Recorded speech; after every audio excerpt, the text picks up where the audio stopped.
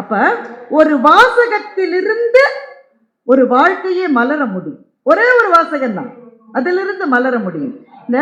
ஊழையும் உப்பக்கம் காண்பர் உலைவின்றி தாழாது உயற்றுபவர் என்கின்ற ஒரு திருக்குறள் இருக்கிறது. திருவள்ளுவர் விதியை நம்பியவர், அல்ல மாற்று கருத்தே கிடையாது. ஊழ் என்று ஒரு அதிகாரத்தையே எழுதியவர், ஒரு முழு அதிகாரத்தை ஊழுக்காக கொடுத்தவர். சரி, அதுக்குன்னு விதி விதின்னு நீ முயற்சி எடுக்காம இருக்காத ராஜா. ஊழையும் உப்பக்கம் காண்பர் உலைவின்றி தாழாது உயற்றுபவர் என்கின்ற ஒரே ஒரு வாசகத்தினால் எத்தனை வாழ்க்கைகள் மலர்ந்திருக்கின்றன என்பதை யோசித்து பாருங்க. அருணிமா சின்ஹாவை பற்றி நீங்கள் கேள்விப்பட்டிருக்கீங்களா? இந்த இது வந்துகிட்டே இருக்கே சார், இதை ஒன்றும் நிறுத்த முடியாது. பேச்சாளர்களுக்கு எவ்வளவு பிரச்சனைகள் படுது. முதல்ல நீங்கள்லாம் வரணும், வந்து கேட்கணும். நீங்கள் இந்த கேமராக்கு பின்னாடி இருக்கிறவங்கெல்லாம் என்னை கவனிக்கிறாங்களான்னு நான் இங்கேருந்து பார்த்துக்கிட்டே இருக்கணும். ஏன்னா கேமராக்கள் அப்படியே திரை போல இருக்கு. இதில் உணவகம் நல்ல வேலை நேரம் இல்லை. போன முறை நேர உணவகம் இருந்தது. பாதி பேர் அங்கேயுமா பார்த்துட்டு இருக்கான். மசாலா தூள் தீந்து போச்சுன்னா என்ன பண்ணுறதுன்னே பயந்துக்கிட்டே சில பேர் கேட்டுக்கிறேன். இதில் இவங்க வேறு. சரி, ஓகே, என்ன செய்வது? அவங்களுடைய வேலையை அவங்க பார்க்கணும், நம்ம வேலையை நம்ம பார்க்கணும். அருணிமா சின்ஹாவை பற்றி கேள்விப்பட்டிருப்பீர்கள். அருணிமா சின்ஹா உத்தரப்பிரதேசத்தில் இருந்த ஒரு இளம் பெண். அவங்களுக்கு கனவு என்பதே போலீஸ் வேலைக்கு போகணுன்றது தான். போலீஸ் வேலை கிடைச்சிருச்சு அவங்களுக்கு. கையில் அப்பாயின்மெண்ட் ஆர்டரோட ட்ரெயினில் ஏறி வேலையில் சேர்றதுக்காக போயிட்டு இருந்தாங்க. போகிற இடத்தில் அவங்க ரொம்ப வறிய குடும்பத்தை சேர்ந்தவங்க. அவங்களுக்கு இருந்த ஒரே சொத்து அவங்க அம்மா ஒரு தங்கச்சங்கிலி பண்ணி போட்டிருந்தாங்க. அது ஒன்று தான் கழுத்தில் இருந்தது. அந்த சங்கிலியை பறிக்கிறதுக்கு யாரோ முயற்சி பண்ணியிருக்காங்க. அருணிமா சின்ஹா போராடி இருக்கிறார்.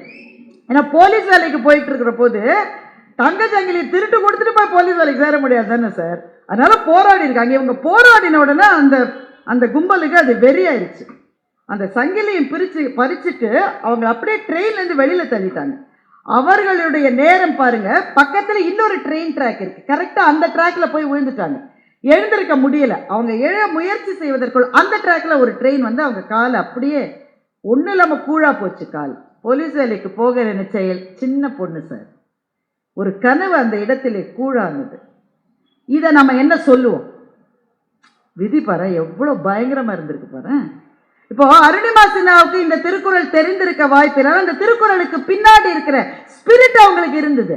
விதி தானே, நீ தானே என்னுடைய காலை இந்த மாதிரி செஞ்சுட்ட, நீ என்ன நினைக்கிற, நான் விழுந்துருவேன்னு நினைக்கிறேன், நான் இதுக்கு பிறகு எழுதுனா என்று அருணிமா சின்ஹா செயற்கை காலை பொருத்தி கொண்டு நடக்க ஆரம்பித்தார். நடப்பது அதிசயம் இருந்தது. ஆனா நடப்பதோடு மாத்திரமில்லாமல் மலை ஏறுகிற பயிற்சியையும் அருணிமா சின்ஹா எடுத்துக்கொண்டார். மலையே இந்த செயற்கை காலை வைத்துக்கொண்டு மலையில் ஏறுவது என்பது எவ்வளவு பெரிய கஷ்டம்னு நமக்கு தெரியும். சாதாரண மலை, உங்க வீட்டு மலை, எங்க வீட்டு மலை, பரங்கி மலை கிடையாது. இமயமலையில் எவரெஸ்ட் சிகரத்தில் ஏறி காட்டினார் அருணிமா சின்ஹா. செயற்கை கால்கள் பொருத்தப்பட்டு எவரெஸ்ட் சிகரத்தில் ஏறிய முதல் பெண், முதல் நபர் என்கின்ற பெருமைக்கு உரியவரானார்.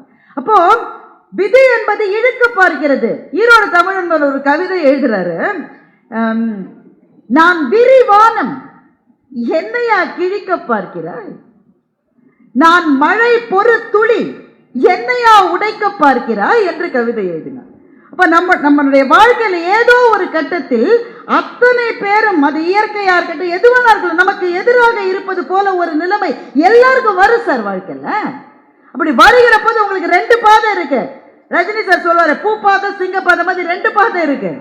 ஒரு பாதை இதுதான் என் விதி, வேற வழி இல்லை, இதை நான் ஏத்துக்கணும், இப்படித்தான் இருக்கணும், எனக்கு வேற கதி இல்லை, இது ஒரு பாதை. இதைத்தான் 99 விழுக்காடு பேர் தேர்ந்தெடுக்கிறார்கள். ஆனா அந்த ஒரு விழுக்காடு இருக்காங்க பாருங்களேன், அவங்க சொல்றாங்க நான் இதை ஏத்துக்காம போராடினா, ஒருவேளை அந்த போராட்டத்தில் எனக்கு வெற்றி கிடைச்சிருச்சுன்னா, அந்த பாதையை தேர்ந்தெடுக்கிறவர்கள் அவர்களுக்காக வள்ளுவர் சொன்னார், ஊழையும் முப்பக்கம் காண்பர் உலைவின்றி தாழாது உயற்றுபவர். விதிய கூட பையா ஓரமா நில பாதல வராதன்னு தள்ளி விட்டுட்டு போய்கிட்டே இருக்கிறவங்க சில பேர் இருக்காங்கல்ல, அவர்களால் தான் இந்த மானுடன் இத்தனை தூரம் உயர்ந்திருக்கிறது, வளர்ந்திருக்கிறது.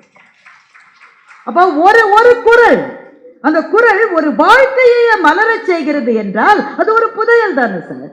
இதுவரை போன பாதையிலிருந்து என்னை புதிதாக யோசிக்க வைத்திருக்கிறது என்றால் எந்த புதையலையும் விட அந்த புதையல் மகத்தானது. அதனால ஒரு வார்த்தை புதையலா இருக்கலாம், ஒரு வாசகம் புதையலா இருக்கலாம், ஒரு கவிதை கூட புதையலா இருக்கலாம். ஐயா எவ்வளவு அழகான கவிதைகளை சொன்னார்கள். ஒரு கவிதை கூட புதையலா இருக்கலாம். நான் உங்க எல்லாரையும் பார்த்து கேட்கிறேன், சில சமயத்துல வாழ்க்கையில ஒரு இடத்துல நல்ல செட்டில்டா இருப்போம் சார். செட்டில்டுனா வேலையை வச்சுக்கலாம், பிஸ்னஸை வச்சுக்கலாம், நல்லா போயிட்டு இருக்கோம், பிரமாதமா இருக்கும். அப்படி லேசா ஒரு செருக்கு கூட வரும். எப்படி இருக்கீங்க, அது எப்படியோ வந்துடுறது இல்லை. ஒரு பதவிக்கு வர்றபோது கொஞ்சம் அப்படி மேலே வர்றபோது உறவுக்காரெல்லாம் அங்கேயே தான் இருப்பான். இவர் கொஞ்சம் ஏறிட்டாருனாக்கா, மச்சான் நல்லா இருக்கியா, புது காரு நீ முன்ன பார்த்துருக்க மாட்டேன், நீ இப்போதான் வாங்கிருக்கேன், அது கொஞ்சம் வரும் தானே சார். நல்லா செட்டில்டாக இருக்கும்போது திடீர்னு ஏதோ ஒன்று கீழே தள்ளிடும் சார். ஒருத்தருக்குமே நடந்தது இல்லையா என்னது? என்னங்க அநியாயமா இருக்கு.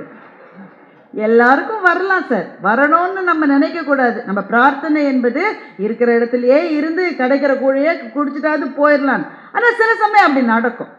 அப்படி கீழே விழுந்துட்டா வாழ்க்கை எப்படி பார்க்குது? இப்போ கீழே ஓட்டப்பந்தயத்தில் ஓடிக்கிட்டே இருக்கிற ஒரு பையன் திடீர்னு கீழே விழுந்துட்டான்னு வச்சுக்கோங்களேன், ஓடிட்டு இருக்கிற மற்றவங்கெல்லாம் நின்று அவனை தூக்கி விடுவாங்கன்னு நினைக்கிறீங்க? அவனுக்கு டைம் ஆயிடுச்சுங்க, அவன் போயிட்டே இருப்பான். ஒரே ஒரு இடத்துல தான் ஓட்டப்பந்தயத்தில் எல்லாரும் நின்று விழுந்தவங்களை தூக்கி விட்டாங்க. அது உங்களுக்கு தெரியுமா? The mentally challenge differently enabled children, அதாவது மன வளர்ச்சி குன்றிய குழந்தைகள் ஒரு பள்ளிக்கூடத்தில் படிச்சுட்டு இருக்காங்க. அந்த பிள்ளைகளுக்கு பல நாள் பயிற்சி கொடுத்து ரன்னிங் ரேஸில் ஓட வச்சாங்க. அந்த பிள்ளைகளை அந்த ஆசிரியர்கள் ரொம்ப நாள் பயிற்சி கொடுத்தாங்க. அந்த விசில் சத்தம் கேட்ட உடனே ஓடணும், இந்த லைன்லேயே ஓடணும், அங்கே இங்கே போகக்கூடாது. அங்கே பாரு, அங்கே ஒரு கயிறு கட்டியிருப்பாரு, அங்கே போய் யார் முதல்ல நிற்கிறீங்களோ அவங்களுக்கு இந்த பெரிய கப்பு கொடுப்போம். பல நாள் பயிற்சி அந்த பிள்ளைகளுக்கு. அப்பா அம்மாக்கள் எல்லாம் காத்துட்டு இருக்காங்க. இந்த பிள்ளைங்க நடக்கிறதே அப்பா அம்மாவுக்கு சந்தோஷம் சார். அது ரன்னிங் ரேஸில் ஓடுறதுன்னா அந்த அப்பா அம்மாவுக்கு எப்படி இருக்கும்ல, எல்லாம் காத்துட்டு இருக்காங்க. விசில் ஊதியாச்சு, இந்த பிள்ளைங்க வந்து நல்லா செஞ்சாங்க, எல்லாம் ஓட ஆரம்பிச்சாங்க. ஓடிட்டு இருக்கும்போது ஒரு பிள்ளை விழுந்துருச்சு சார். பாருங்களேன், பாக்கி எல்லா பிள்ளைகளும் நான் தான் முதல்ல போய் கப்பு வாங்கணும்னு எதுவுமே நினைக்கல. எல்லாம் திரும்பி வந்து இந்த விழுந்த பிள்ளைய தூக்கி விட்டுட்டு அது எழுந்த பிறகு எல்லாம் தொடர்ந்து ஓட ஆரம்பிக்குது. நாம அவங்களே மன வளர்ச்சி குன்றியவர்கள்னு சொல்லிட்டு இருக்கோம். அவங்க நம்ம பார்த்து அதே தான் சொல்லிட்டு இருப்பாங்கன்னு நினைக்கிறேன். ஆனால் அவர்களுடைய பெருந்தன்மை வார்த்தைகளால் அதை சொல்லாமல் இருக்கிறார்கள். அப்படித்தானே? இப்போ சில கவிதைகள் நாம் போகிற பாதையே மாற்றி வாழ்க்கையை சந்திக்க வைக்கின்றன. விழுந்த கல்யாண்ஜியினுடைய ஒரு கவிதை, வண்ணதாசனுடைய கவிதை. எங்கனாச்சு திருநெல்வேலிக்காரர் அவர், நானும் திருநெல்வேலி தான். அதனால் அவருடைய கவிதைகளை படிக்கிற போது கூடுதலாக அது மனம் வீசுவதாக எனக்கு தோன்றும். ஒரு கவிதை எழுதுறாரு, நான் சொல்கிறேன் பாருங்க. அந்த பூ அப்போதுதான் மரத்திலிருந்து விழுந்தது. புரியுதானே? அந்த பூ அப்போதுதான் மரத்திலிருந்து விழுந்தது. கொஞ்ச நேரம் எடுத்துக்கொண்டு சரியாக அமர்ந்து கொண்டது. அதற்கு பிறகு ஒரு முறை கூட தான் விழுந்த கிளையை அது திரும்பி பார்க்கவில்லை. இத்தனை நாள் மலர்ந்திருந்த பெருமிதமும் அதற்கு இல்லை. இப்போது விழுந்தோமே என்ற தன்னிறக்கமும் இல்லை. அதனுடைய ஒரு இதழிலிருந்து இன்னொரு இதழுக்கு நகர்ந்து போன எட்டுக்கால் பூச்சியை கூட அது வெறுப்போடு பார்க்கவில்லை. அது அப்படியே அமர்ந்திருந்தது, ஒரு விடையை சரியாக எழுதிவிட்டது போல் என்று வண்ணதாசன் கவிதையை முடித்தார். இந்த கவிதை எதை பற்றியதுன்னு நினைக்கிறீங்க? வண்ணதாசன் அண்ணாச்சிக்கு வேற வேலை இல்லை. அவர் எப்ப பாரு பூவை பத்தி, இலையை பத்தி, இதுதான் அவர் ஏது. இது பூவை பற்றிய கவிதையா என்றால் பூவை பற்றிய கவிதை தான். ஆனால் இது பூவை பற்றிய கவிதை மாத்திரம் அல்ல. இது ஒரு உயரத்திலிருந்து விழுந்து விட்டவர்கள் வாழ்க்கையை எப்படி பார்க்க வேண்டும் என்பதை பற்றிய ஒரு கவிதை. இப்ப அந்த கவிதையை திரும்ப சொல்றேன். அந்த பூ அப்போதுதான் மரத்திலிருந்து கீழே விழுந்தது. கொஞ்ச நேரம் எடுத்துக்கொண்டு சரியாக மண்ணிலே அமர்ந்தது. விழுந்த பிறகு ஒரு முறை கூட அந்த கிளையை அது திரும்பி பார்க்கவில்லை. இதுவரை மலர்ந்திருந்த பெருமிதமும் அதற்கு இல்லை, இப்போது விழுந்து விட்டோமே என்ற தன்னிறக்கமும் அதற்கு இல்லை. தன்னுடைய ஒரு இதழிலிருந்து இன்னொரு இதழுக்கு நகர்ந்து போன சில 8 கால் பூச்சியை கூட அது வெறுமையோடு தான் பார்த்தது. அது அப்படியே அமர்ந்திருந்தது, ஒரு விடையை சரியாக எழுதிவிட்டது போல. இப்ப பாருங்க, வாழ்க்கையில் சில நிலைகளிலிருந்து விழுகிற போது அந்த பூவை போல நாம் அங்கதானே இருந்தோம் திரும்பி பார்க்காமல் நம்மால் இருக்க முடியும் என்று சொன்னால் அந்த பூவை போல நாமும் பெருமைக்கு உரியவர்கள் தான். ஒரு இடத்துல இருந்து விழுவோன்னு நினைக்காத சமயத்துல எவனாவது ஒருத்த குழி பறிச்சிருப்பான். அநேகமா பக்கத்துல இருக்கிறவன் தான் பறிச்சிருப்பான். எதிரிகளை எதிர்த்து நான் போராடுகிறேன், இறைவா நண்பர்களிடமிருந்து என்னை காப்பாற்றுன்னு ஒரு ஆங்கில கவிஞன் கவிதை எழுதினான். அப்ப யாரோ தள்ளி விட்டுருக்காங்க, இல்ல நீங்களே கூட விழுந்திருக்கலாம். ஆனா விழுந்த பிறகு எப்படி இருந்தேன் இல்ல, ரிட்டையர் ஆன பிறகு அந்த ஆபீஸ்க்கு திரும்ப போவீங்களா? சார் போகாதீங்க, தயவு செய்து போகாதீங்க. ரிட்டையர் ஆகி அவங்க சொல்லுவாங்க, அடிக்கடி வந்துட்டே இருங்க, நீங்க இல்லாம சீட் போயிடாதீங்க, மானக்கேடு உண்டாகும். கடைசி நாள் பெரிய மாலையெல்லாம் போட்டு பூச்செண்டு கொடுத்து வீடு மட்டும் கொண்டு வந்து விடுவாங்க. எதுக்கு? திரும்பி வந்துடக்கூடாதுன்றதுக்கு. ஒரு இடத்திலிருந்து வந்து விட்டால் வந்ததுதான். அந்த இடத்தை நோக்கி மனம் செல்லக்கூடாது, பார்வை கூட செல்லக்கூடாது. அதனால்தான் கல்யாணி எழுதினாரு, தான் இதுவரை இருந்த கிளையை அது ஒரு முறை கூட திரும்பி பார்க்கவில்லை என்று எழுதினார் கல்யாணி. இன்னொரு கவிதை சொல்றேன், இது போகன் எழுதிய ஒரு கவிதை. போகன் அந்த கவிதையில, இது உன்னிப்பா கவனிக்க வேண்டிய கவிதை, அவர் வேற பேசிட்டே இருக்காரு, இருந்தாலும் கொஞ்சம் கஷ்டப்பட்டு கவனிங்க. என்னுடைய அகங்காரம், இது அவரே சொல்றாரு, அதாவது ஒரு கவிஞன் சொல்றான். இந்த கவிஞன் யாரா வேணுமா இருக்கலாம். இந்த கவிஞன் திருநாவுக்கரசராக இருக்கலாம், இந்த கவிஞன் கம்பனாக இருக்கலாம், திருத்தக்க தேவராக இருக்கலாம், பாரதியாக இருக்கலாம், பாரதிதாசனாக இருக்கலாம், யாரா வேணா இந்த கவிஞன் இருக்கலாம். ஆனா அத்தனை கவிஞர்களாகவும் நின்று கொண்டு கவிஞர் போகன் இந்த கவிதையை எழுதுகின்றார். என்னுடைய அகங்காரம் என்னுடைய படிப்பில் இருந்தோ என்னுடைய எழுத்தில் இருந்தோ வந்ததல்ல என்றே நண்பனிடம். புரியுதுதானே? இது அந்த கவிஞன் சொல்றான். கவிஞர்கள் எல்லாமே ஒரு கெத்தா தானே இருப்பாங்க இல்ல.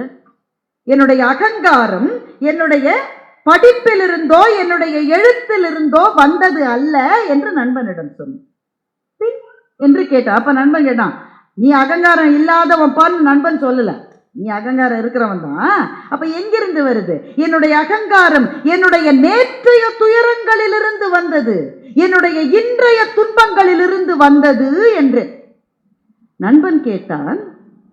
துயரம் வந்தால் பணிவுதானே வரும், அகங்காரம் வருமா என்று நண்பன் கேட்டான்.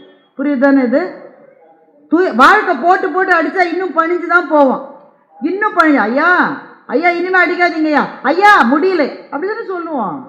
இவன் துன்பங்களிலிருந்து அகங்காரத்தை பெற்றேன் என்றான். இப்ப துயரங்கள் வந்தால் பணிவுதானே வரும், அகங்காரம் எப்படி வரும் என்று நண்பன் கேட்டான். நான் சொன்னேன், துயர் உற குறுகுகிறவன் மனிதன், துயர் உற நிமிருகிறவன் கவிஞன் என்று நான் பதில் சொன்னேன் என்று போகன் சொல்லுங்க. என்ன ஒரு அபாரமான கவிதை இல்ல. அந்த கவிதையை இப்படி முடிக்கிறார் போகன். காலனை காலடிக்கு வர சொன்ன பாரதியை பற்றி கேள்விப்பட்டிருக்கிறாயே? ஐயா பேசிட்டு இருந்தார். காலா, உன்னை நான் சிறு புல்லென மதிக்கிறேன். யாரு? 39 வயதுல இருந்த மகாகவி பாரதி. காலா, உன்னை நான் சிறு புல்லென மதிக்கிறேன். எனக்கு எமனை பார்த்து மதிப்பே கிடையாது, உன்னை நான் மிதிக்கணும்ன்றார். அது கூட இவர் போய் மிதிக்க மாட்டாராம். எந்த காலடி அருகே வாடா, சற்றே உன்னை மிதிக்கிறேன்னு மகாகவி பாரதி எழுதுறார். நான் உன்னை மிதிக்கணும், நீயா வந்து மிதிய வாங்கிட்டு போய். எப்படி தெரியுமா? ஸ்கூல்ல நாங்க பிள்ளையா நாங்க ஸ்டூடெண்ட்ஸா இருந்த போது, ரொம்ப காலம் முன்னாடின்னு அதுல இருந்து புரிஞ்சுக்கணும் நீங்க. எங்க டீச்சர் என்னை கூப்பிட்டு போய் அந்த புளிய மரத்துல இருந்து ஒரு குச்சியை உடைச்சிட்டு வாங்க, உடனே மகிழ்ச்சியா ஓடுவோம். இன்னும் டீச்சர் நமக்கு ஒரு வேலை சொல்லிட்டாலும் நம்ம பெரிய ஆள்னு நமக்கு ஒரு போர்டை தொடைமாங்க, அவ்வளோ பெரிய ஆள் மாதிரி இருக்கும். நமக்கு போய் அந்த மரத்துல ஒரு குச்சியை உடைச்சிடும், ஓடி போய் குச்சியை உடைச்சிட்டு 1 செகண்ட்ல ஓடி வருவான். எதுக்குன்னு நம்மளை அடிக்க. அடிச்சுமா கையை நீட்டினா இந்த அடிக்கிற போது ரிஃப்ளெக்ஸ் ஆக்ஷன்ல பின்னாடி இழுப்போம்ல, நான் அடிச்சா நீ கையை பின்னாடி இழுக்கிறனோ அதுக்கு 2 அடி. இன்றைக்கு ஆசிரியர்கள் பாவம் கனவுல கூட நினைக்க முடியாது, கனவுல கூட பிள்ளை அடிக்கதான் நினைக்க முடியாது. அப்படியே தப்பி தவிர அடிக்கலாமா, அடிக்காதுங்க. அடிக்கிற மாதிரி செஞ்சுட்டா உடனே போய் அப்பா அம்மாட்ட சொல்லி, அப்பா அம்மா தாத்தா பாட்டி எதிர் வீட்டு ஆயா பக்கத்து வீட்டு நான் எல்லாம் ஸ்கூலுக்கு வந்துட்டாங்க. ஏனென்றால் அது எது ஆசிரியர்கள் எப்படி இருக்க வேண்டும் என்ற அந்த வரைமுறைகள் மாறிவிட்ட ஒரு தலைமுறை. எந்த காலத்தை எந்த நோக்கத்தை கொண்டும் பிள்ளைகளினுடைய சுயமரியாதையும் தன்மானமும் அவர்களுடைய நெஞ்சும் நொறுங்கிவிடக்கூடாது என்பதற்காக இந்த விதிகளை நம்ம ஏற்றுக்கொண்டுதான் ஆக வேண்டும். ஆனால் நேற்றைக்கு அப்படி கிடையாது. என்ன அடிச்சாலும் வீட்டில் சொல்ல மாட்டோம். ஏன்? டீச்சர் அடிக்கிற அளவு நீ கெட்டவளான்னு வீட்டில் 2 அடி விழும். டீச்சரை மெதுவாக தான் அடிக்கும். அதனால நாம் அதை சொல்ல மாட்டோம். இப்போ நாமளே குச்சியை உடைச்சு நாமே அடி வாங்கின மாதிரி இப்போ இந்த யமன் என்ன பண்ணணுமா, அவனே வந்து பாரதியார் கால் கிட்ட நிற்கணுமா. அவன் அப்படி நின்னப்புறம் இவர் உதைச்சு தள்ளுவார். காலா உன்னை நான் சிறு புல் என மதிக்கின்றேன், எந்த கால் அருகே வாடா சற்றே உன்னை மிதிக்கிறேன்னு சொன்னார்ல, அதை போகன் இந்த கவிதையில பயன்படுத்தி கொண்டு காலனை கால் அருகே வர சொன்ன பாரதியை பற்றி கேள்விப்பட்டிருக்கிறாயா? அந்த கவிதையை எழுதிய போது அவன் கையில் காலனா காசு கூட கிடையாது என்று போகன் கவிதையை முடிக்கின்றார். அப்ப கால காலங்களாக கவிஞர்களை, சிந்தனையாளர்களை, புத்தாக்க சிற்பிகளை இந்த சமூகம் எப்படி நடத்தி இருக்கிறது என்றால் ஒரு கொடுங்கோல் தன்மையோடு தான் நடத்தி இருக்கிறது. மன்னவனும் நீயோ வளநாடும் உனதோ உன்னை நினைத்தோ தமிழை ஓதினேன் என்று கம்பன் சொன்னான். யாரு காற்றணும் அதுவரை அவரை யாரு காப்பாற்றி வந்தார்களோ அல்லது அவனுடைய கவிதைக்கு இடம் கொடுத்தார்களோ அந்த சோழ மன்னனை பார்த்து தான் கம்பன் இதை சொன்னான். அப்ப என்னுடைய கவிதைக்கு, என்னுடைய கவித்திறனுக்கு ஒரு குறைவு வந்தது என்றால், உன்னை அண்டி பிழைக்கிறவன் போல என்னை நீ நடத்த ஆரம்பித்தால் அதற்கு பிறகு அந்த இடத்தில் நான் நிற்க மாட்டேன் என்ற கவிஞர்களால் தான் தமிழ் இன்றைக்கு இத்தனை தூரம் வளர்ந்திருக்கிறது. அப்போ இந்த 2 கவிதைகளையும் 2 எக்ஸ்ட்ரீம்ல நீங்க வச்சு பாருங்க. முதல் கவிதையில் வண்ணதாசன் ஒரு நிலையிலிருந்து விழுந்து விட்ட போது கூட மனச்சலனம் இல்லாமல் வாழ்கிற வாழ்க்கையை சொல்லுகிற கவிதை இந்த பக்கம். வாழ்க்கை உன்னை போட்டு எவ்வளவு அடிச்சு மிதிச்சாலும் நீ அந்த வாழ்க்கையை பார்த்து துயர் உற குறுகுகிறவன் மனிதன், துயர் உற நிமிருகிறவன் கவிஞன் என்று நிமிர்ந்து நின்ற கவிஞர்களை சொல்லுவது இந்த பக்கம் என்றால், இதற்கு நடுவிலே தான் தமிழ் கவிதை என்ற அந்த மகத்தான நெசவு நடந்து கொண்டே இருக்கிறது. அப்போ ஒரு கவிதையிலிருந்து எனக்கு ஒரு புதையல் கிடைக்குமா என்றால் கிடைக்கும். வாழ்க்கையை வாழ சொல்லி தருவது கவிதை. நம்ம எத்தனை பேர் கண்ணதாசன் எழுதி கிட்டத்தட்ட 40 ஆண்டுகளான அந்த கவிதை இப்போது கேட்டாலும் நிமிர்ந்து நிற்கின்றோம். மயக்கமா, கலக்கமா, மனதிலே குழப்பமா, வாழ்க்கையில் நடுக்கமா? இது மட்டும் சாதாரண வரிகளை யார் வேணா எழுத முடியும். அடுத்தவர் எழுதுறாரு, வாழ்க்கை என்றால் 1000 இருக்கும். இந்த வரி நமக்கு சொன்னது போலவே இருக்கு. நம்ம வாசல் தோறும் வேதனை இருக்கும், வந்த துன்பம் எதுவென்றாலும் வாடி நின்றால் ஓடுவதில்லை, எதையும் தாங்கும் இதயம் இருந்தால் இறுதி வரை நிம்மதி நிலவும்னு சொல்றாரு கண்ணதாசன். என்றால் ஒரு கவிதை வாழ்க்கையே மாற்றி பார்க்கிற ஒரு பார்வையை கொடுக்க முடியுமா என்றால் கொடுக்க முடியும். அதுதான் கவிதையினுடைய சிறப்பு. அப்போ ஒரு சொல்லிலிருந்து ஒரு புதையல் கிடைக்கலாம், ஒரு வாசகத்திலிருந்து ஒரு புதையல் கிடைக்கலாம், ஒரு கவிதையிலிருந்து ஒரு புதையல் கிடைக்கலாம், ஒரு சிறுகதையிலிருந்து ஒரு புதையல் கிடைக்கலாம். எத்தனையோ சிறுகதைகள் நெஞ்சத்துக்குள் அலைமோதுகின்றன. இன்றைக்கு நான் சொல்ல போகிற சிறுகதை எழுத்தாளர் சூடாமணி அவர்களினுடைய ஒரு சிறுகதை. நம்ம இந்த வாழ்க்கையில் நிறைய இழந்துட்டோம் சார். அதை ரொம்ப அழகாக படம் பிடித்து காட்டிக்கொண்டே வந்தார். எவ்வளவு இழந்து விட்ட வாழ்க்கை. யாரோ சொல்றாங்க என்ன சாப்பிடணும்னு, யாரோ சொல்றாங்க நீ it is time to stand அப்ங்குது. நம்மள ஏற்கனவே நான் நின்றுட்டு தான் இருக்கேன், நீ இதை சாப்பிடு, நீ இதை செய்ய. இப்போ நீங்கள் சும்மா வாட்ஸ்அப் எடுத்து சும்மாவாது ஒரு 2-3 குரூப்ஸுக்கு அனுப்புங்களேன். ஏகப்பட்ட குரூப்ஸ் இருக்கேன். இந்த ஃபேமிலி குரூப்னு ஒரு கொடுமை எல்லாருக்கும் இருக்கும். கொடுமைகளெல்லாம் பெரிய கொடுமை அது. அதில் இந்த அம்மாக்கள் என்ன பண்ணுன்னா கம்பல் பண்ணி பிள்ளைங்களையும் ஃபேமிலி குரூப்பில் சேர்க்கும். அம்மாக்களுக்கு என்ன தெரியாதுன்னா பிள்ளைங்கள்லாம் சேர்ந்து தனக்குள்ள ஒரு ஃபேமிலி குரூப் வச்சுருக்கோம். இந்த குரூப்பில் நீங்கள் என்ன போஸ்ட் பண்ணாலும் பிள்ளைங்க அதை காரி துப்பி அவங்க தங்களுக்குள்ளே பேசிப்பாங்க. சும்மா வாட்ஸ்அப் குரூப்பில் போடுங்களேன், நம்ம எல்லாரும் சேர்ந்து ஸ்ரீலங்காவுக்கு ஒரு பயணம் போனால் என்ன அப்படின்னு சும்மா போடுங்களேன். போக வேண்டாம். நீங்கள் போட்டிங்கன்னா அதை போட்ட 2 மணி நேரத்துக்குள்ளே நீங்கள் ஃபேஸ்புக்கு போனாலும் சரி, இன்ஸ்டாவுக்கு போனாலும் சரி, எதுக்கு போனாலும் சரி, ஸ்ரீலங்காவில் வந்து உங்களுக்கு சொர்க்கத்தை காட்டுகிற இடங்கள் இதெல்லாம். நீங்கள் ஸ்ரீலங்காவில் தங்க வேண்டிய, நான் ஒன்றும் சொல்லலையேப்பா. நான் என் மச்சான்கிட்ட பேசிகிட்டு இருந்தேன். நீ மச்சான்கிட்ட பேசினாலும், மாப்பிள்ளைகிட்ட பேசினாலும், மருமகள்கிட்ட பேசினாலும், நீ ஃபோன்கிட்ட தான் பேசிகிட்டு இருக்க. Your phone is listening to you. இப்படி மற்றவர்கள் நம்மை கவனித்து கொண்டே இருக்கிற ஒரு உலகத்தில் நாம் வாழ்கிற போது பலவற்றை இழக்கிறோம். இழந்ததனுடைய பட்டியல் மிக பெரிது. நாங்கள் நம்மளாம் சின்ன பிள்ளையா இருக்கும்போது வீட்டு வாசல்ல வித்துட்டு போவாங்களே, அந்த குரல்களை இழந்து விட்டோம். பார்த்தீங்களா? பாய் பாய் பாய்னு கத்திட்டு ஒருத்தர் கரெக்டாக போவார். இந்த பஞ்சு மிட்டாய் விற்கிற சகோதரர் ஒருவர் போவார். அவர் ஒரு குச்சி வச்சுப்பார். குச்சி மேலே ஒரு பொம்மை இருக்கும். அந்த பொம்மையை பார்த்தா எப்படி பரவசமாக இருக்கும் தெரியுமா? அவர் இந்த கையில் இந்த ரோஸ் கலரில் ஒரு வாட்ச் ஒன்று, அதை விட ஒரு சுவையான இனிப்பை என் வாழ்க்கையில் நான் சாப்பிட்டதே இல்லை.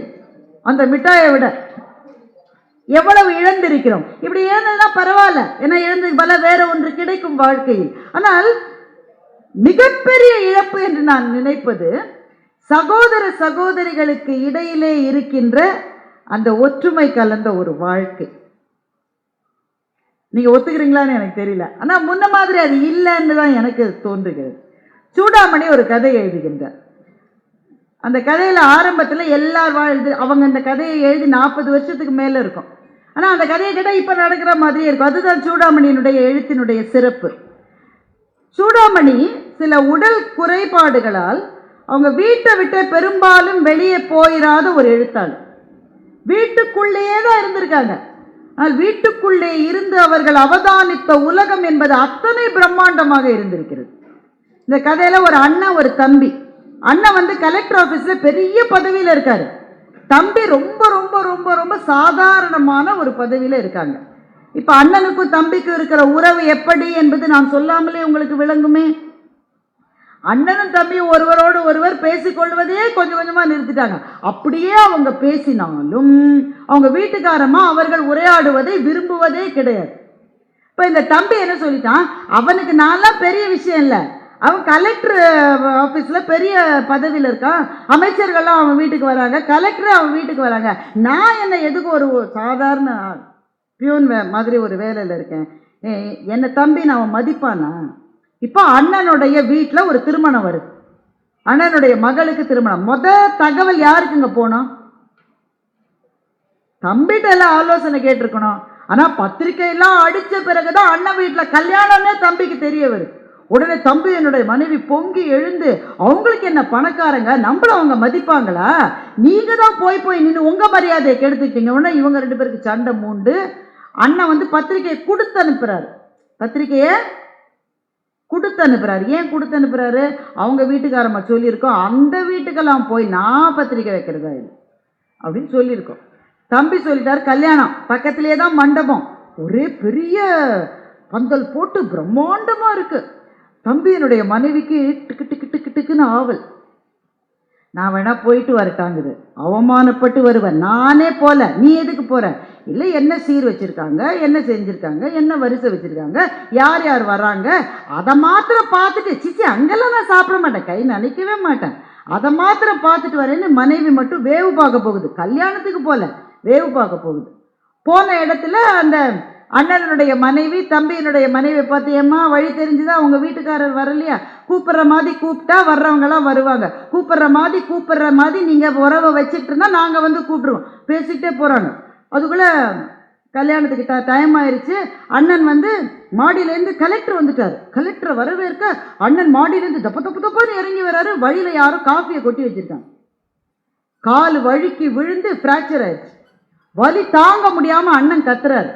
இப்ப அவர் தான் நின்று அந்த சடங்கு முறையை செய்யணும். அப்பா இருந்து செஞ்சாதானே திருமணத்தை செய்ய முடியும். உடனே அண்ணனுடைய மனைவி, ஐயோ இப்படி ஆயிடுச்சு, எந்த கண்ணு பட்டுதோ, எந்த நொல்ல கண்ணு பட்டுதோ, இப்படி ஆயிடுச்சே, சரி கல்யாணத்தை வேற தேதிக்கு மாற்றி வைக்கலாங்குது அண்ணனுடைய மனைவி.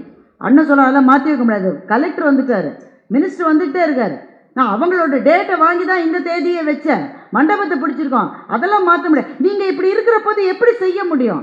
அண்ணன் சொன்னார், நான் நிற்க வேண்டிய இடத்துல நான் இல்லைன்னா நிற்கிறதுக்கு ஒரே ஒரு ஆளுக்கு தான் முடியும், என் தம்பியை போய் கூட்டிகிட்டு வந்தேன்.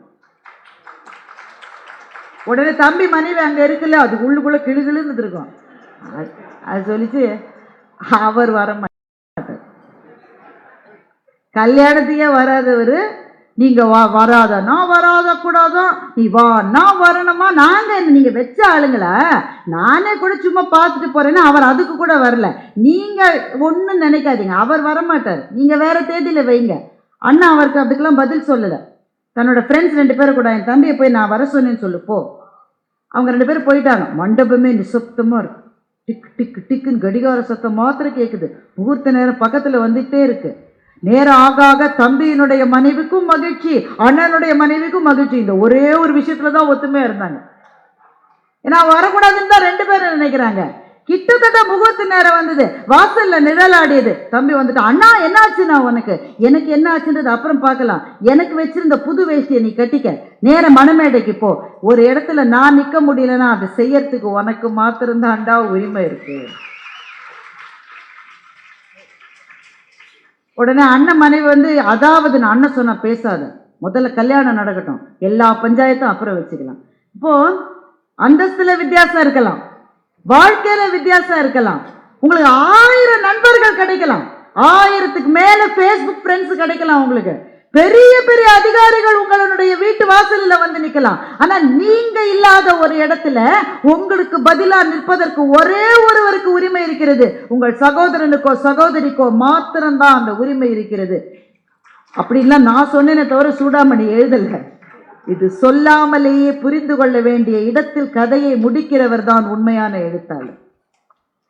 தம்பி மணமேடைக்கு விரைந்தான் என்பதோடு அந்த கதை முடிந்து விட்டது. அந்த கதையை படிச்ச உடனேங்க என்னன்னே தெரியல.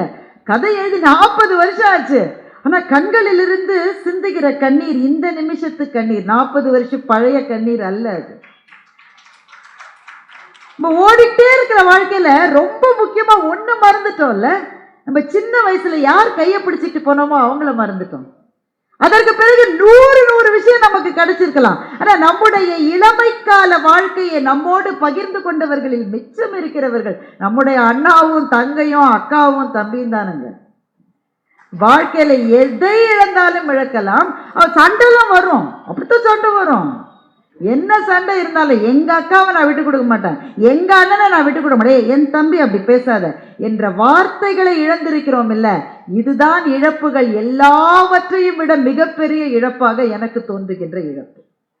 அப்போ இதை படிக்கிற போது அல்லது இந்த கதையை நான் சொல்ல கேட்கிற போது உங்கள் யாரோ ஒருவருக்கு 1 வருஷம் ஆச்சுல என் தம்பிகிட்ட பேசி ஒரு காலாவது பண்ணிடலாமா, என்னடா எப்படிடா இருக்க, பொங்கலுக்கு வரியாடா, ஒரு வார்த்தை கேட்டுடலாமா, இவ்வளோ நாள் கேட்கல, ஏன் அவங்க அந்த நாய் கேட்கட்டும், நான் தான் கேட்கணுமா, அவன் என்ன கேட்க, அப்படித்தானே கேட்காம இருந்தீங்க.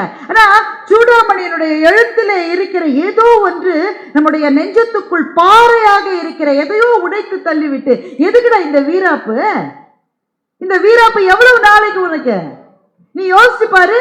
சின்ன வயசுல உன்னோட கிளாஸ்ல உன்னை எல்லாரும் அடிச்ச போது நீ போய் அண்ணன்ட்ட போய் சொன்னிய, அண்ணன் வந்து எவன்டா என் தம்பி அடிச்சதுன்னு வந்து நின்னானே, அந்த நாளை நீ மறந்துட முடியுமா?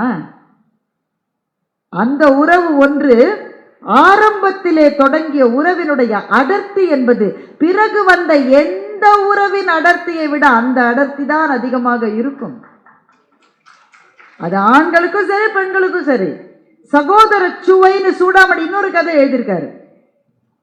இந்த சகோதரர்களுக்கு கொடுக்க வேண்டிய நேரத்தை வாழ்க்கை என்கிற காட்டாறு ஓடுகிற வேகத்தில் இழந்து விட்டோமே, இதை விட பெரிய இழப்பு இருக்க முடியுமா என்று நம்ம எல்லாம் ஒரு நிமிடம் சிந்திக்க வைத்து சகோதர சுவை என்கின்ற புதையலை இந்த ஒரு கதை கொடுக்க முடியும் என்று சொன்னால் ஒவ்வொரு கதையிலிருந்தும் நமக்கு என்னென்ன கிடைக்கும் என்பதை யோசித்து பாருங்க. எனவே ஒரு கதைக்குள்ளிருந்து ஒரு புதையலையே நம்மால் எடுத்து விட முடியும். அப்போ ஒரு வார்த்தையிலிருந்து ஒரு புதையல் கிடைக்கலாம், ஒரு வாசகத்திலிருந்து ஒரு புதையல் கிடைக்கலாம், ஒரு கவிதையிலிருந்து ஒரு புதையல் கிடைக்கலாம், ஒரு கதையிலிருந்து ஒரு புதையல் கிடைக்கலாம், ஒரு புத்தகத்திலிருந்து ஒரு புதையல் கிடைக்கலாம். புத்தகத்திலிருந்து ஏன் புதையல் கிடைக்கும் என்று சொன்னால், நிறைய பேர் என்கிட்ட சொல்ற பிரச்சனை என்னன்னா, மேடம் படிக்கணும்னு நீங்க சொல்றீங்க மேடம், இந்த புத்தக கண்காட்சியில் நானும் புக்கெல்லாம் வாங்கினேன் மேடம், படிக்க ஆரம்பிச்சா அப்படியே ஒரு தூக்கம் வருது பாருங்க. அப்படிதான் வரும். தூக்கம் வராதுன்னு உங்களுக்கு யார் சொன்னது? அப்படிதான் வரும். அதுல ஏதோ ஒரு சொல், அந்த சொல் அது உங்களை பிடிச்சிரும் பாருங்க. அதை பிடிச்சிட்டீங்கன்னு வைங்க, அதுக்கப்புறம் எந்த தூக்கமும் வராது. அந்த புத்தகத்தை படித்து முடிக்காமல் உங்களால் தூங்கவே முடியாது. ஏன் புத்தகம் நம்மை அந்த எல்லைக்கு அழைத்து போகிறது என்றால், புத்தகம் ஒன்றுதான் படிக்கிற போது நம் நெஞ்சத்துக்குள் காட்சிகளை நம்மால் வரைந்து கொள்ள முடியும். நமக்கான இசையை நாமே உருவாக்கி கொள்ள முடியும்.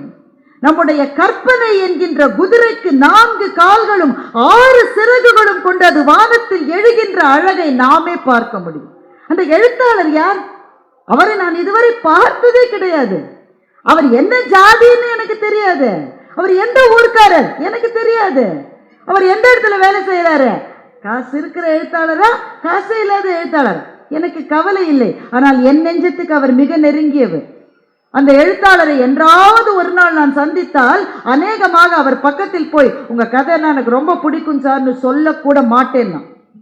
ஏனென்றால் எனக்கு தேவை அந்த எழுத்தாளருடைய உருவம் அல்ல, எனக்கு தேவை கதையிலிருந்து புறப்பட்டு வருகிற அந்த எழுத்தாளர் எனக்கு போதும். அவரை நான் நேரிலே பார்க்க வேண்டாம், பேச வேண்டாம், பழக வேண்டாம், அவர் எனக்கு நண்பராக கூட இருக்க வேண்டாம். ஒருவேளை அப்படி பக்கத்திலே போய் இவரா இப்படி எழுதினார்னு சந்தேகம் வந்துருச்சுன்னா, அதனால் தூரத்திலிருந்து தெரிகிற அந்த தரிசனம் என்பது ஜோதிமயமான தரிசனம். பெருமக்களை, சில கதைகள் நம்முடைய வாழ்க்கையில் நாம் செல்ல வேண்டிய பாதையை நமக்கு நிர்ணயமிட்டு காட்டுகின்றன. சில புத்தகங்களும் அப்படித்தான். 100 புத்தகங்களை சொல்ல முடியும், 100 புத்தகங்களை சொல்ல முடியும். ஆனால் நீங்க ஒன்றை யோசித்து பார்த்திருக்கிறீர்களா நண்பர்களே? ஒரு கலாச்சாரத்தை, ஒரு இனக்குழுவை சிதைக்க வேண்டும் என்று நினைக்கிறவர்கள் என்ன செய்யணும்? இந்த கலாச்சாரமே இங்க இருக்கக்கூடாதுங்க, இந்த செட்டே இருக்கக்கூடாதுன்னு நினைக்கிறவர்கள் என்ன செய்யணும்? அவங்க துப்பாக்கியை வச்சு சுடணும், அரிவாளை வச்சு வெட்டணும், இருக்கிற அத்தனை பேரும் குழந்தையில இருந்து குஞ்சு குழுவான்ல இருந்து அத்தனையும் கொல்லணும், அப்படித்தான் செய்யணும். ஆனால் என்ன ஆச்சரியம் பாருங்கள், ஒரு பண்பாட்டையே மறைய செய்ய வேண்டும் என்று நினைக்கிறவர்கள் அந்த பண்பாட்டினுடைய உரைக்கல்லாக இருக்கிற நூலகங்களைத்தான் எப்போதும் எரித்திருக்கிறார்கள். பண்டைய அலெக்சாண்ட்ரா என்ற நகரை பற்றி எரிந்தது ஏன்? அங்கே ஒரு நூலகம் இருந்தது. த பேஜன் கல்ச்சர் என்று ஐரோப்பாவிலே அன்றைக்கு பரவலாக இருந்த ஒரு பண்பாட்டு குறியீட்டை அழிக்க நினைத்தவர்கள் ஆட்களையும் கொன்றார்கள். அதை விட முக்கியமாக ஆட்களை கொன்றா கூட ஒருத்தன் புதுசா முளைச்சிட்டே இருக்காயா, புதுசா முளைக்கிறவன் இனிமே முளைக்காம இருக்கணும்னா அந்த பண்பாட்டினுடைய பாதுகாவலாக இருக்கிற நூலகத்தை எரிக்க வேண்டும் என்று அலெக்சாண்ட்ராவிலே பற்றி எரிந்த தீ முதல் தீ. நாலாந்த அறிவு களஞ்சியமாக, பெட்டகமாக இருந்தது. அங்கே அந்த புத்தகங்களுக்கு, ஓலைச்சுவடிகளுக்கு இடப்பட்ட தீயை அணைப்பதற்கே மாத கணக்கில் ஆகியது என்று வரலாற்று ஆய்வாளர்கள் கூறுகிறார்கள். அத்தனையும் ஏன் எரித்தார்கள்? அந்த புத்தகங்களின் மீது இருக்கிற வெறுப்பினால் அல்ல. அந்த புத்தகம் இருக்கிற வரை அந்த அறிவு ஜீவி ஒருத்தங்க கிளம்பிக்கிட்டே இருப்பான். அடுத்த அறிவு ஜீவி வரக்கூடாது என்றால் புத்தகங்களை அழிப்பது ஒன்றுதான் வழி என்று சொன்னார்கள். அண்மையிலே எரிந்த தீ யாழ் நூலகத்திலே எரிந்த தீ. அங்கே எத்தனை லட்சம் புத்தகங்கள்னு தெரியவில்லை, கிட்டத்தட்ட 5 லட்சம் புத்தகங்கள் என்று எழுத்தாளர் சுஜாதா ஒரு குறிப்பிலே சொல்லுகின்றார். அத்தனை புத்தகங்களும் எரிக்கப்பட்டன. எனவே ஒரு அறிவு சார்ந்த ஒரு சமூகத்தை, ஒரு இனத்தை, ஒரு பண்பாட்டு குழுவை நீங்க கட்டுப்படுத்தணும்னு நினைச்சா கொலை மாத்திரம் ஆயுதம் அல்ல, நூலகங்களை எரிப்பதும் ஒரு ஆயுதம் என்றால் அதிலிருந்து புரிந்து கொள்ளுங்கள் புத்தகத்தினுடைய சக்தி என்ன என்பதை. அதிலிருந்து நீங்கள் புரிந்து கொள்ளுங்கள். அந்த புத்தகம் இருக்கிறவரை, இன்னைக்கு அந்த புத்தகத்தை யாரும் படிக்காமல் கூட இருக்கலாம், ஆனால் அது வாழுகிறவரை யாரோ ஒரு புரட்சியாளன் கிளம்பி வந்து கொண்டுதான் இருப்பான். அவனை உங்களால் நிறுத்தவே முடியாது. ஒவ்வொரு புத்தகமும் இதுவரை நாம் பார்க்காத ஒரு வாழ்க்கையை நமக்கு காட்டிக்கொண்டே இருக்கிறது. நான் 100 உதாரணம் சொல்ல முடியும், ஆனா எனக்கான நேரம் கிட்டத்தட்ட நிறைவடைகிற பொழுது வந்துவிட்டது.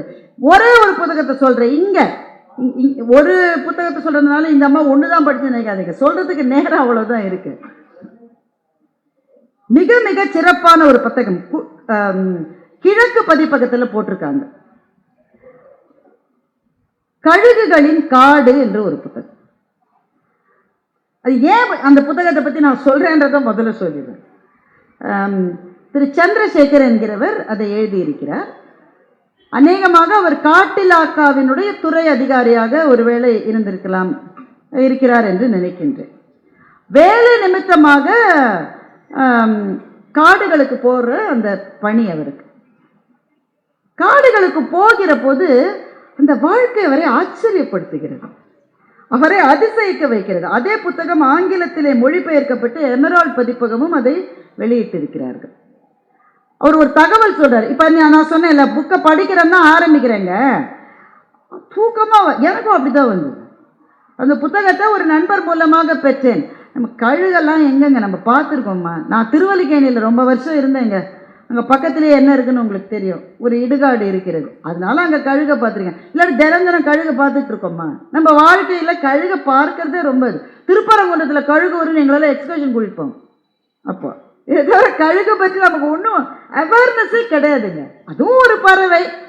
ஐயா குயிலை பற்றி சொன்னார், காக்கா பற்றி, அதெல்லாம் பார்த்து பார்க்குறோம். இது கண்ணிலேயே பட மாட்டேங்குது. ஏனென்றால் கழுகுகள் நாம் இழந்து கொண்டிருக்கிற ஒரு பறவை இனம். இந்த புத்தகம் அதை பற்றி பேசுகிறது.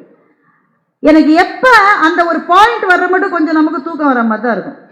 அப்புறம் சரி, ஒரு த்ரில்லரே இல்லையே. ஒரு ஹீரோ வந்தான், அவன் நடக்கிற போதே நெருப்பு பொறி பறந்தது, அவன் இந்த பக்கம் பண்ணா 100 பேர் விழுந்தான், இப்படி பண்ணா 100 பேர் விழுந்தான், இதெல்லாம் எதுவுமே இல்லைங்க. ஒரு டூயட் இல்லை.